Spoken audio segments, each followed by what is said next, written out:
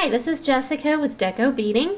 Today I'm going to show you how to make your own painted glass cabochons. And here are a couple of examples that I want to show you. So I've designed this little beaded trinket box, and I made my own glass cabochons to go on top. So I'm going to show you kind of the difference between the two. We're going to use Pebeo paints, and there's two series that I like to use, which is Prism and Moon. I'll show you. That is one of the moons. You can buy these in sets of multiple colors.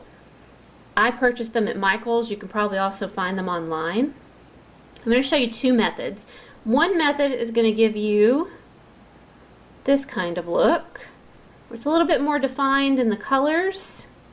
And then the other method is going to give you more this kind of look, where it's just kind of shaded and the colors are blending together nicely. I'm going to set these aside. We're going to make smaller cabs today. The ones I just showed you are 1.5 inches. We're going to do 1-inch cabs today. So the Pebeo paints are nice.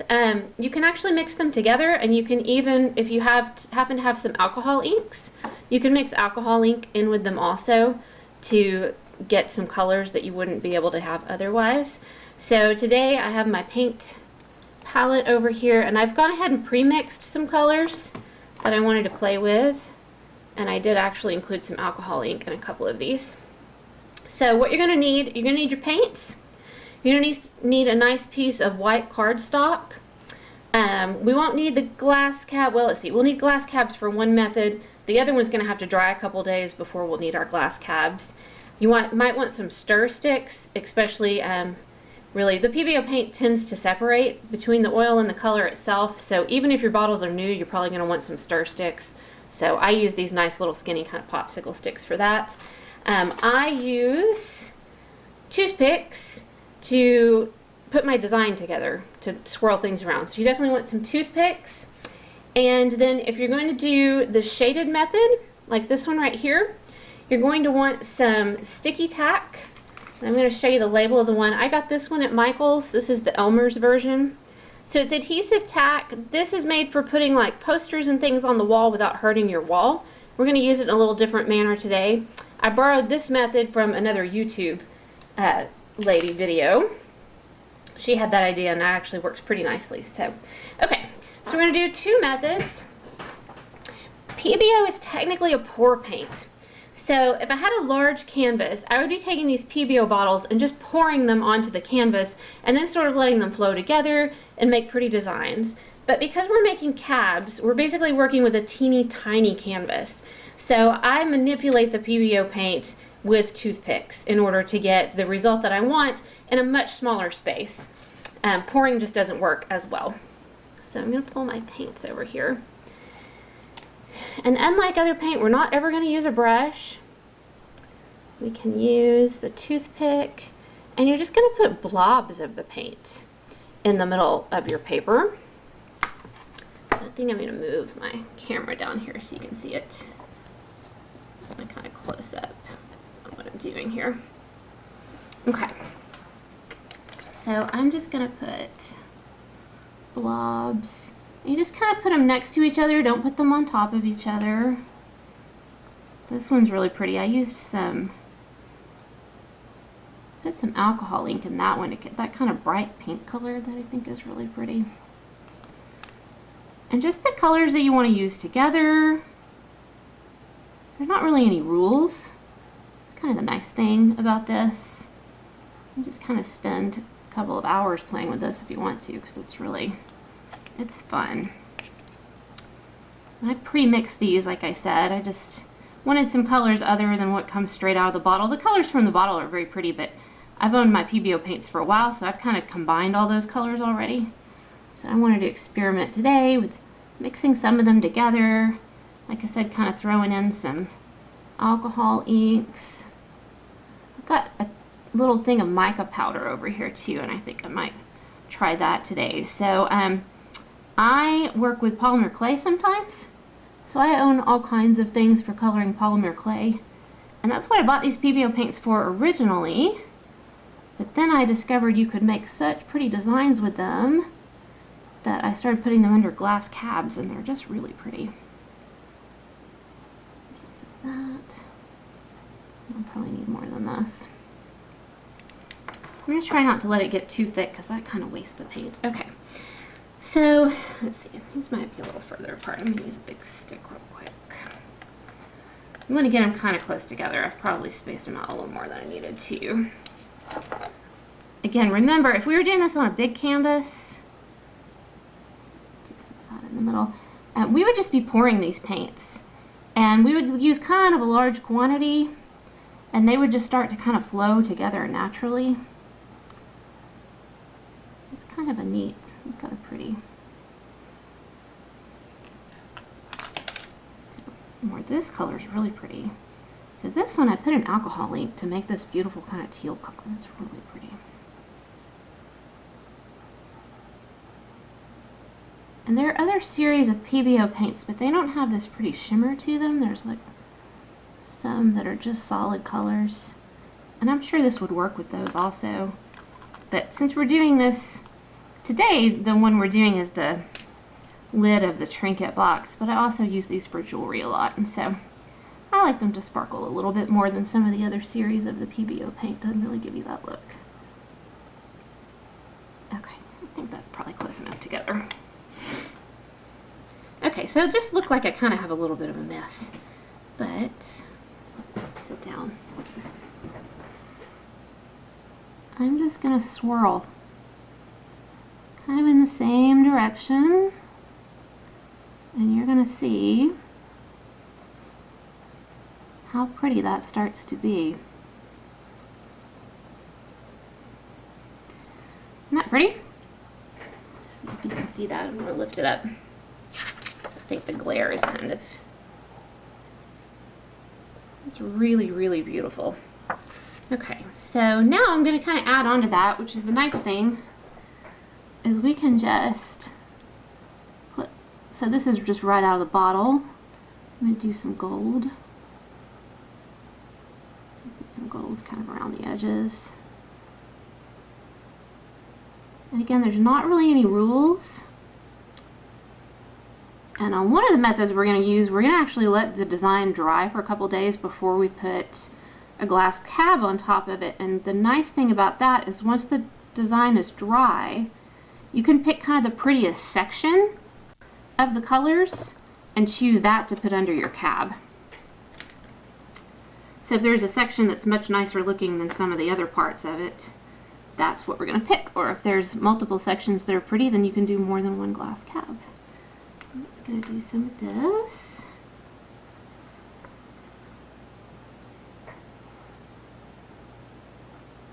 Okay.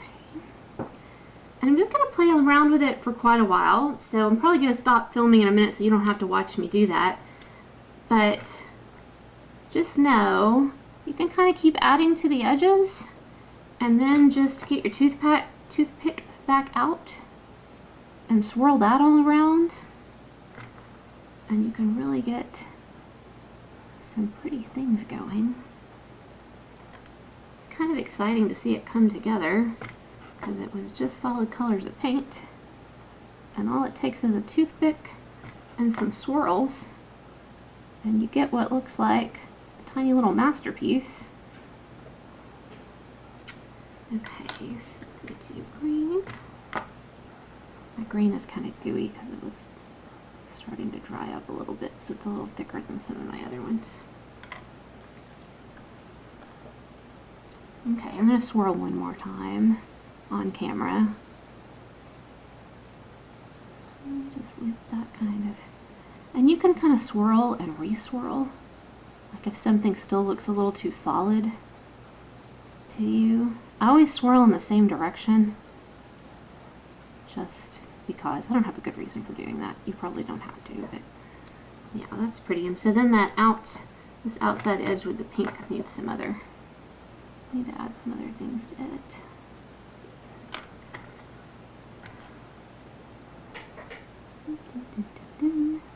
It's kind of relaxing. Okay. Yeah, me too. Put some of that green down here. Watch out for air bubbles. If you get an air bubble, just stick your toothpick in the middle and pop it. It's really pretty. Okay, I'm gonna stop filming and then I'm gonna do a little bit more around the perimeter and then I will come back. Okay, I'm back. You can see my area has expanded by quite a bit. So I just added blobs of paint kind of all around the perimeter and used my toothbrush to create this. So for the first method, which looks like this, kind of shaded, what you're going to do is take a little bit of the sticky tack, put it on top of one of your glass cabs. Then you're going to find an area where you think the color is really nice. I'm going to pick an area where the pattern's not that exciting, because when I lay this glass cab down on top of it, it's all kind of going to mold together. So I'm going to go over here to this kind of purpley pinky area. I'm just going to gently kind of lay it down, let the paint kind of cover it.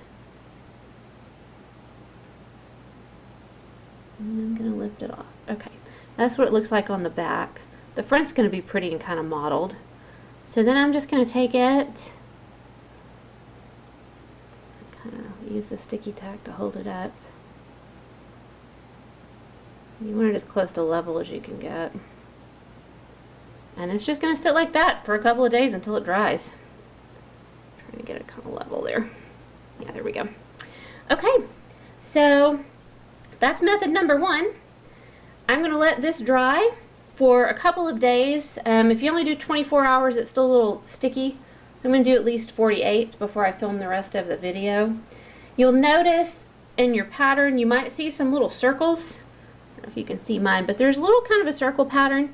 Don't worry about that as long as they're not bubbles. The circles are part of the natural pattern that these paints are going to form. If we were doing them on a big canvas, we'd be pouring them and they'd be forming this interesting pattern as you go, as well as molding together with the other colors. But since we're doing this on a small scale and kind of using the toothpick to cheat, we're still going to wind up with some of those circles as part of the pattern, and that's fine. There's nothing wrong with that. So I will see you in a couple of days and we'll film the other half and show you how these turn out. Thanks, bye. Hi, okay, I'm back. I have allowed my paint to dry for a few days now because I got busy with other things, but 24 hours should be enough if you don't want to wait as long as I did. So now we have our beautiful creation has dried, and I'm going to show you first the cab that we just dipped into the paint. It actually turned out pretty. I cheated and took a little sneak peek of it earlier. So there it is. It's this beautiful kind of marbly look. It's very pretty. So that one's going to be a nice one that I can bead around. And then if you can see this whole thing, so we've got just some really pretty patterns kind of in several different places on here, different kind of color mixtures to work with here. So what we're going to need for this step is we're going to need a bottle of diamond glaze.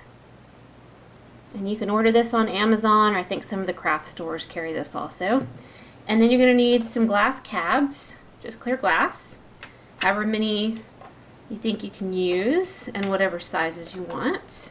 I'm going to do some 1 inch and some 1.5 inch glass cabs today. And then it's also going to be a good idea to have a little towel handy to wipe off any fingerprints. I've got my little white rag here, so before I put down any of the glass cabs, I'm just going to wipe them off and make sure I really don't want to have a fingerprint on the underside, because I'll never be able to get that off once we put the diamond glaze on. Okay, so next step is we're going to take the diamond glaze. I think I'm going to start with a small one. It's a little easier to work with. I'm going to wipe off my glass cab, get it kind of nice and spotless clean. And then I'm going to take it around the painted areas, and I'm just going to kind of see an area that I think looks really pretty, that might make a nice cab. I have a lot of choices. There's a lot of really pretty areas on this one. That might be pretty right there. I kind of like that. Let's see, over here there's some really pretty areas too. That's pretty too. And then I'm going to have to decide, because I'm going to do some big ones too. I'm like, where am I going to put my big ones versus where am I going to put my small ones? And not that I can't make another sheet like this, But I want to use this one as best I can and not waste any of the pretty space. I'm thinking that area right there is going to make a really pretty cab. So I'm going to lift that up so you can see that a little bit better. That center area has a really pretty pattern, so I think I'm going to put a big one there maybe. Maybe put a little one. That area looks pretty. Put it about there. Okay. I just kind of like to play with it and figure out what areas. This purple part's pretty too. This got a little blob on it somehow, so definitely want to avoid that. I don't want to put my cab on top of that. This area is pretty right there. Okay. So, I'm going to take my diamond glaze. Just put a dot. And then I'm going to squeeze it a little bit more as I go because I just kind of want to cover most of the surface of the cab. And then if you get some little bubbles, try to either get those out or kind of push them off to the side. Okay, and then I'm going to flip it over. Let's see, I think I'm going to go there. And then I'm going to kind of wiggle it around and get any more remaining bubbles out. And then I'm going to kind of try to land on like the prettiest area. I think that's going to be really pretty. And that's it. So I'm going to do this. I'm going to use several glass cabs. And I'm going to try to kind of pick all the pretty spots and get as much out of it as I can. But I won't make you watch me do that because I'm going to be kind of thinking about it for a few minutes, deciding exactly where I want to put what size. So that won't be too exciting to watch. But the next thing I'm going to do is I'm just going to let it dry. Overnight is usually long enough. 24 hours is a good idea. And then I'm going to get a good pair of scissors and I'm just going to cut around, and that's going to give me a really pretty cab.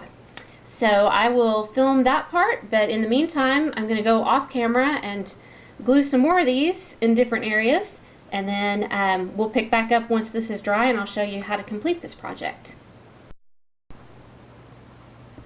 Okay, we are back. It has been a couple of weeks, I have to admit. These sat drying for a while. I got busy with other things, so you'll notice my fingernails are different than they were in the first of the video. Sorry about that. Got a little distracted. So these are good and dry because they've been sitting for a couple of weeks. So now our job is just going to be to cut them apart. I'm going to bring them up to the camera so you can see how pretty they turned out. These are really, really pretty. I'm excited about doing some beadwork with these. So just get a good pair of scissors. If you guys hear little children screaming in the background, my neighbor has a bounce house and some sort of birthday party or something happening today. So those are not my children screaming, and I think they're screaming out of happiness as far as I can tell. Cut this little guy off of here. Okay. I've got this one. Let's see if you can see that good. Oh yeah, there we go. That's really, really pretty. So now we're just going to cut around it. For my purposes, these do not have to be completely perfect as far as around the edges, because I'm going to bead around them. So if that's the case, it does not have to be totally perfect when you do your cutting. Do have a good pair of scissors handy because you're going through all those layers of Pebeo paint, which is kind of thick, and as well as the diamond glaze. It's kind of like cutting through Elmer's glue. If you've ever had a piece of paper that had some Elmer's glue on it, you had to cut it. It's a little bit like that. It's just kind of a thick. Definitely need a tougher pair of scissors than if you're just cutting paper. Okay. So there's that one. So he is ready to be beaded around. Now the other thing we could do, if you're worried about like water resistance, the back right now is currently just cardstock. Another thing I might do next time, I have some dark cardstock. I would probably use that next time. I wasn't thinking. I used white, and so some of our paint and stuff came through there. But for me, it doesn't really matter. My project, you're not going to see the back of it anyway. But if the back of it matters to you, use a darker piece of cardstock would be a good idea. The other thing that you can do, if you're worried about water resistance, I could at this point put another layer of diamond glaze on the back and let that dry for a little while, a couple days probably, before I start my beadwork, if I'm worried about what the back looks like, or if it gets wet or something like that. Since I'm doing little tins with them, one of these, this is what I'm doing with mine. So I'm actually sticking it to the top of a tin. It won't ever get wet. You can see, so it's beaded in there and glued on there. So for me, the back of it doesn't matter too much for what I'm doing. But if what you're doing, the back matters, go ahead and put another layer of diamond glaze on it. So I did want to show you the little cab that we did using the sticky tack. Turned out really cute. And I went ahead and beaded around it, and so now I have a little pendant. That's really cute. So these are very versatile. You can do anything you can do with a glass cab, which has lots of possibilities, you can use these guys for. So now I'm just going to cut around all of these and figure out what I'm going to make them into. But I won't make you watch me do that because it's not terribly exciting. But they turned out really pretty. So I've got a good collection of cabs here, and now I can make some more pendants if I want to, or some more. This will be a box top probably. Maybe even a lapel pin. Some of these could be. So lots of possibilities. So thank you for joining me. I'm going to put my finished pieces here as we leave. And there's one there that's ready to go. And then my little box. Just kind of show you some of the possibilities there. So thank you for watching, and please leave comments if you have any questions for me. Thanks.